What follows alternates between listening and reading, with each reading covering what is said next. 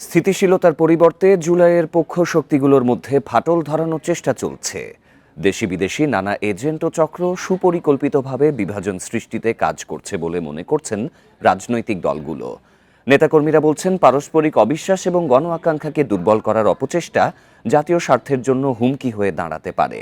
তাই রাজনৈতিক ঐক্যে বড় দলগুলোকে দায়িত্বশীল আচরণের আহ্বান তাদের। ফ্যাসিবাদের বিরুদ্ধে গণতন্ত্রকামী রাজনৈতিক শক্তিগুলো একসঙ্গে আন্দোলন করেছে, কিন্তু এখন জুলাইয়ের পক্ষ শক্তিগুলোর মধ্যে ফাটল ধরানোর চেষ্টা চলছে। এমতো অবস্থায় জাতীয় ঐক্য গড়ে তোলার আহ্বান বিভিন্ন রাজনৈতিক দলের নেতাদের। তারা বলছেন, দীর্ঘদিনের রাজনৈতিক অনিশ্চয়তা দূর করে দেশ যখন বহুল কাঙ্ক্ষিত নির্বাচনের প্রস্তুতি নিচ্ছে, তখনই একটি মহল সুপরিকল্পিতভাবে রাজনৈতিক অস্থিরতা ও জুলাইয়ের শক্তির মধ্যে বিভাজন সৃষ্টির চেষ্টা করছে। এমন নাজুক ঘটনা ঘটাতে পারে যেটা দিয়ে আবার আমাদের একে অপরের সাথে দ্বন্দ্ব সংঘাত তৈরি করে দিতে পারে। কারণ নির্বাচনে আমরা যখন একে অপরের প্রতিদ্বন্দ্বী, তখন এটাকে সহজেই ওই প্রতিদ্বন্দ্বী গ্রুপের মধ্যে সংঘর্ষ বলে চালিয়ে দেওয়া সম্ভব। রাজনৈতিক দলগুলোর মধ্যে ভিন্নমত থাকা গণতন্ত্রের সৌন্দর্য হলেও জাতীয় গুরুত্বপূর্ণ ইস্যুতেও বিভাজন তৈরি করা দেশের জন্য সুখকর নয় বলে মনে করছেন অনেকে।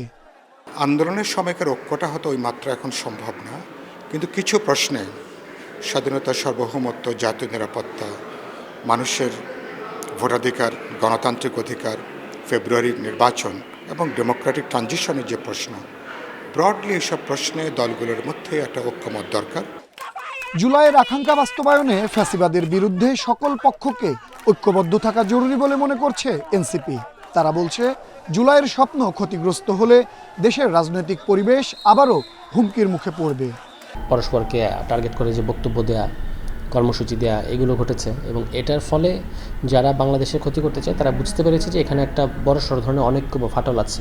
এবারে যে নির্বাচনটা আসছে, এটা শুধু কোনো দলকে সরকারে পাঠানোর নির্বাচন না, এটা হচ্ছে একটা দেশকে বাঁচানোর একটা নির্বাচন। আমাদের ভৌগোলিক অস্তিত্বের জন্য এটা অত্যন্ত জরুরি। ফলে নির্বাচনী প্রতিযোগিতায় কাউকে অগ্রাহ্য করে গণতান্ত্রিক ও সমতাভিত্তিক বাংলাদেশ গড়ে তোলা সম্ভব নয় বলেও মনে করেন রাজনৈতিক দলের নেতারা। সরকার হচ্ছে বাংলাদেশ রাষ্ট্রের ওভারঅল নিরাপত্তা। আনোয়ার সাদাত নূর, ইন্ডিপেন্ডেন্ট নিউজ, ঢাকা।